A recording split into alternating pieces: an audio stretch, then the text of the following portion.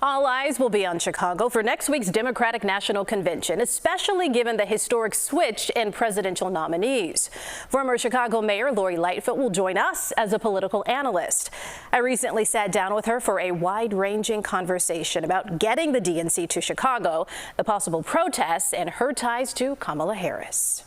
The DNC, less than a month away now. So at what point when you were mayor was it an idea, at least in your head, that we needed to bring it back to Chicago? It started with Senator Duckworth bringing this idea to me and my team, and then we took the ball and we ran with it. What would you say the top three things are when you're presenting a case for a city like Chicago in order to clinch it? Yeah. They want to make sure that you can put the convention on, that you've got the hotel space, that you've got the convention space, that you've got the transportation, that there are no major red flags for Democratic convention goers.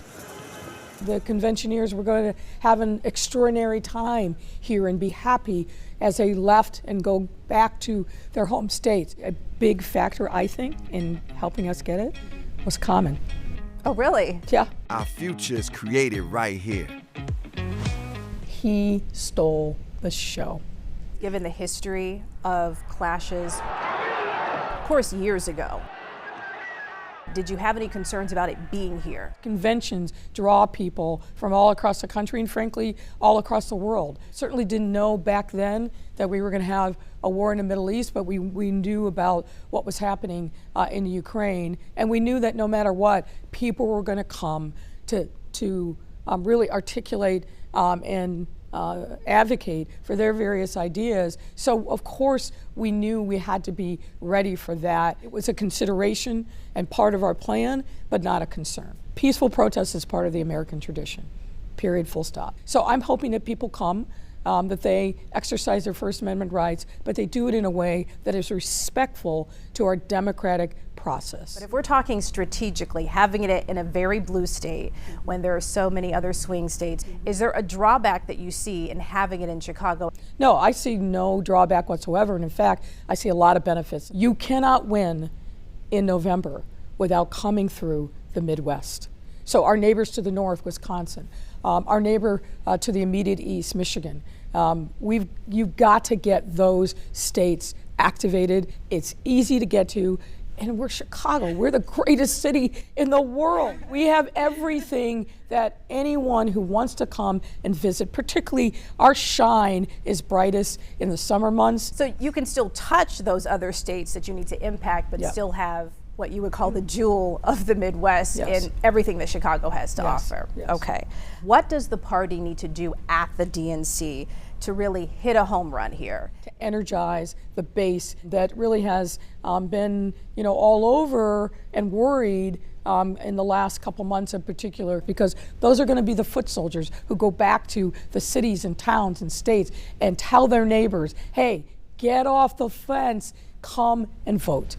Let's talk about Kamala Harris. What has the contact been in the past? When she ran for president some years ago, she was one of the few people that actually came through and very directly asked me for my support. Others came, others talked, we met, but the prosecutor and her cut to the chase and said, Mayor, I'd really like your support, which I appreciated.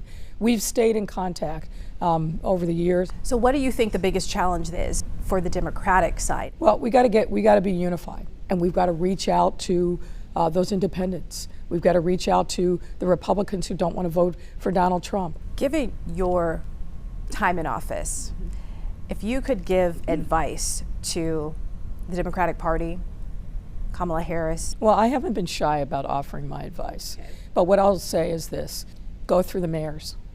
I'm biased, of course. Mayors who their residents know when they walk down the street, when they go to the grocery store, when they pump their gas, because at the local level, where this is where the rubber meets the road, these are the people who are on the front lines every single day. I think the key to success is motivating, activating mayors all across the country.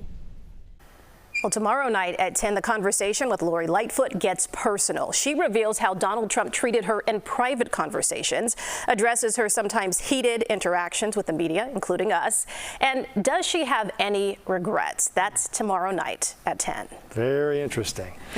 And I think it's interesting, too, that we're not a battleground state, but we touch a lot of them. Right. And I also think it's interesting that, you know, there's so much concern about how this is going to play out big picture. This is the perfect place in many ways to have it right here. Yes, and she talked about the fact that it's so easy to get to that, you know, it's not, there's no downside. It's not like it's just a benefit for our city. Right. It's a benefit for the entire region. Right, and the mayors and governors, too. That's an important point as well. You've noticed how many governors were on the short list for the VP pick. Right, too. and eventually those calls started happening. You know, we've been asking her if she's been in contact with Kamala Harris, and as we speak to her next week, it'll be interesting to see what that is like between the two of them. Well, we'll look forward to part 2 tomorrow night. That's right. And with having the former mayor with us through the DNC. Of course, CBS News Chicago is your convention headquarters. Eric and I will be live at the United Center beginning Sunday for our continuing coverage.